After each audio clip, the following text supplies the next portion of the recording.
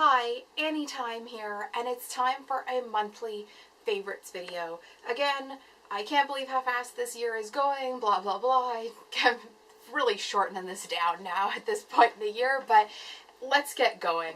I've been watching some different stuff this year and I'll just jump right in. So the first thing I have been enjoying is this season 3 of episodes that I picked up in earlier in the late spring, early summer, and I really enjoyed it. I really like this series. I kind of like everyone involved, really, so that it was like a good risk to start with. I have season 1 and 2, but even that, like when I looked at who was involved, I was like, this seems like a safe bet. And it didn't disappoint. It was so much better than I thought it was going to be, like that could possibly be. And this is like Matt LeBlanc playing a warped version of himself. Stephen Mangan and Tamsin Greige play the other two main characters. You'll see lots of familiar faces in this. The guy that played the brother, I want to say, on Mad About You, he played Ira on Mad About You. He plays a TV executive in this, and there's just kind of lots of familiar faces that you'll see, but Matt LeBlanc plays a warped version of himself.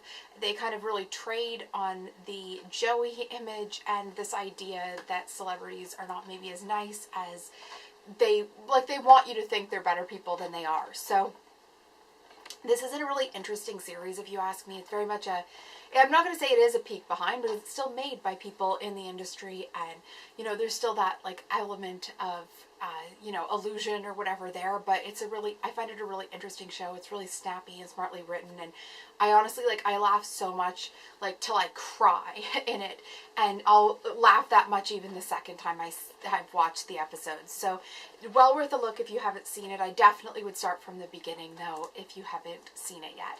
And the next thing I have here is just kind of like assorted musicals. I've once again been just binging on these. I got really back into them more when I was doing, when I was filming my musical series, and it reminded me of how many I really loved and wanted to rewatch. So a couple I pulled to show you this month that I have watched. I'd watched a lot, is It's Always Fair Weather, which I think this is a really underappreciated Gene Kelly film, and then Blue Hawaii, which I just think is the best of all the Elvis movies. Just stunning scenery, amazing music, and probably what I would say is the most coherent plot line of at least the ones I've seen. Just a more engaging plot line, but also one that actually made sense. So many of them were just a bit too out there, they didn't go together. But anyway, I'm gonna keep going here, and the next thing I have here is my Simon and Garfunkel CD.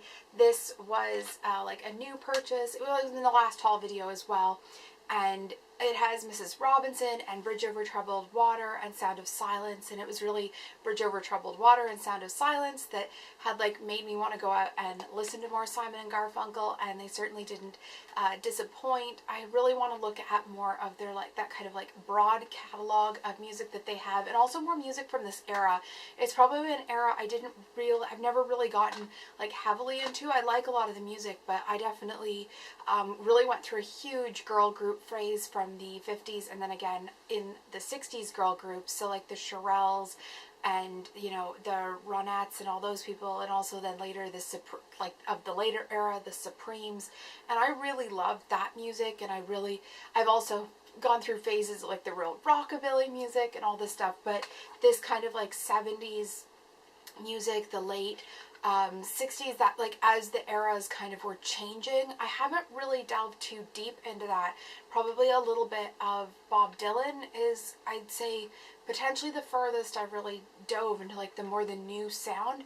I listen to a lot of people that were from that era, but that were their early albums before they did the new music. So I'm looking to kind of expand into that a little bit more. It's just something that I've been drawn to lately, so I'm gonna look for more of it there, so as you should. And the next thing I have here, I have also done a specific unboxing video of, and this is the Wizard of Oz box set. This is the 3D Blu-ray, and it has just the regular Blu-ray, also a DVD, and bonus features on both the Blu-ray and a special DVD that's also got extra bonus features on it as well. It comes with other stuff inside, but like I said, I did the whole unboxing video. You can, I'll put the link below, and you can click over and watch it if you want to see what's inside of that. It's a really nice set. I picked it up on sale, and I really wish I'd bought two, because I just feel like I definitely would have had people to give it to, and also like the journal inside is so nice. Like I really wish I had two. So just for myself, because for the price I paid, like you could literally buy a nice journal for that price, and that was a nice journal. So yeah, really love that. The next thing I'm going to mention, but there's lots more coming after this, is Epsom salts. Now this is usually full, but I forgot that I was going to do this, and I didn't leave like a little bit in the bottom because I wasn't going to drag the full 4 kilograms down the hallway in here, and then I couldn't have lifted it up properly to show you. I could lift it physically, but it's not good for me, so I didn't bring it, but it really just looks like a thing full of like coarse sugar, essentially. I actually really like this Equate one, and that's the Walmart brand. Some of the other ones I find don't dissolve quite as well, and also some of them stink really horrid. This one doesn't seem to do that. Like if you stick your head right in it smells a bit, but it doesn't, like the smell doesn't like linger and stay on your skin and all this stuff. So I'd say it's unscented, basically as unscented as you're going to get in Epsom salts, and I really like it. I find that this really good if I have any fluid buildup or swelling or anything like that. I can easily take a pound off just in 20 minutes with the 2 cups of Epsom salts, and so I tend to do that quite frequently, especially right now. I've been having some issues with that, so that tends to help quite a lot. And yeah, so if you're interested in anything like that, I'd pick some Epsom salts out and give it a try. But you know, hey, and actually I'm not going to do that next. I'm going to go rogue and go here. These are the Dennis Gross, what are they called? The patented 2-step anti-aging treatment, and they are a peeling alpha beta acid pads. These are amazing. I've been using the First Aid Beauty ones for quite a while, but I had a bunch of these boxes of samples that I'd gotten from Sephora, and they come like in this little thing, and you tear it off, and there's a towelette in each section. And step 1 is the treatment, the peeling treatment, and then step 2, it says it's a deeper treatment. So I believe you can just use one or the other, or you can use them together. I have relatively sensitive skin in the sense that I react to a lot of stuff, and when I react, and like I get chemical burns from stuff, and this did not do that to me. But I'm not saying that wouldn't do that to you, but I found the acid, I mean, Carolyn Hirons calls them acid toning. It's just amazing. I found that my moisturizer works so much better since I started using the acids on my face, and yet I would have thought that I was somebody that needed to stay away from that, like just the plague. Like I said, I used to get like chemical burns on my face from like moisturizer that was made for sensitive skin, and like just, you know, dry skin and all this stuff. So like the fact that I can use this stuff is amazing. I think it's all just about finding the right stuff for your face. And for me, some of those things that were meant for sensitive skin actually had stuff that was like very irritating to for me on it. So I found some of this stuff, like this type of stuff, to be very, very helpful to allow some of the other moisturizers and serums and all that stuff that I do use to work much better. I have psoriasis as well, and this seems to really help keep the lower levels moisturized, because again, when you've got tons of dead skin on top, nothing's getting down. So I found that to be really, really helpful at keeping all of that under control. And although these, like the First Aid Beauty ones, I can use every night, these ones I think would be a once a week max thing for me.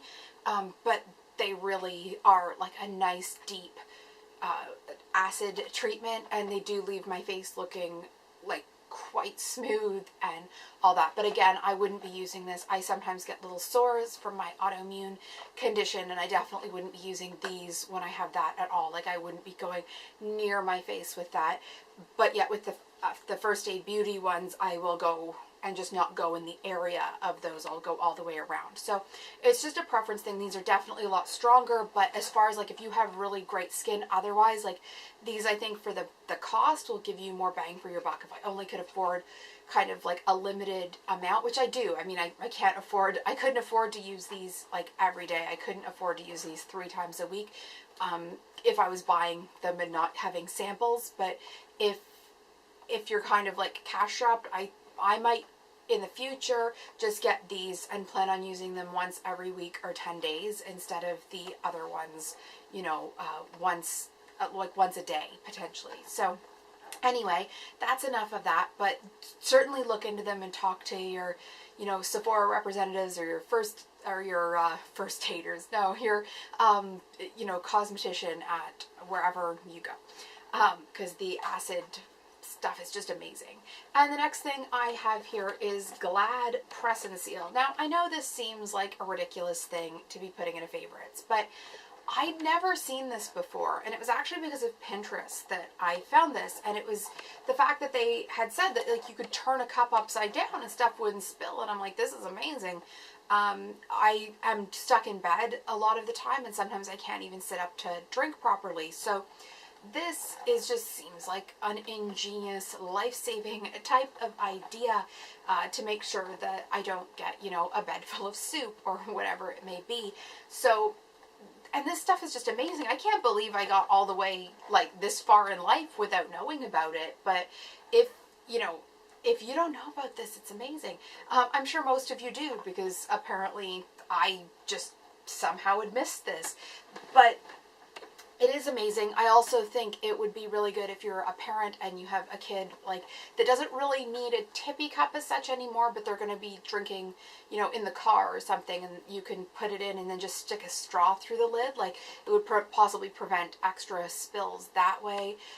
Just anything like that, or just anything that you really, you know, if you just got a plate of food but you don't want it like the saran wrap falling off the top or the plastic wrap falling off the top, this stuff's amazing. So definitely check that out if you don't know about it already, but I'm guessing most of you do, because that seems to be a more common thing than I knew. I just, like I said, I didn't know about it. I don't even know if maybe we didn't always have it in Canada, but I feel like we probably did. I just didn't know about it.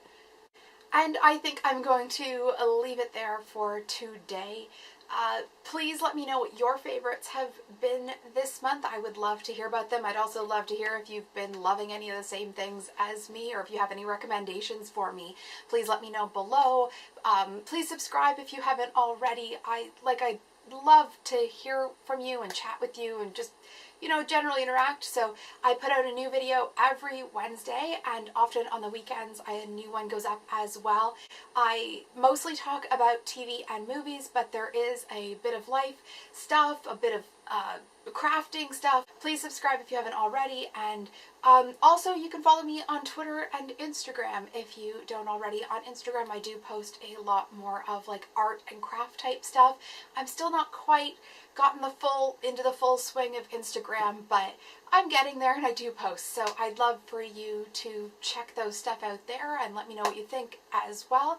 And on Twitter I kind of like lurk and also chat with people, so feel free to talk to me there. And anyway, I'm going to leave it there for today. I'm in quite a chatty mood, so I could clearly go on and on and on, but I'd probably better stop and let you get on with your day. So I hope you all have had a great month, and I hope the next month is just spectacular and amazing, and that we can all end this year on a really nice high. So anyway, I'll talk to you soon. Bye. This show is called Me and Max. It was a family sitcom type show, and I don't remember tons about it. It's been incredibly difficult to track down in the years since. I've seen like an odd episode here and there. Always really excited when it does show up, but I just would love to see the whole thing again, because this was a show I like absolutely used to love, and I really tried to make sure I never missed in that like dinner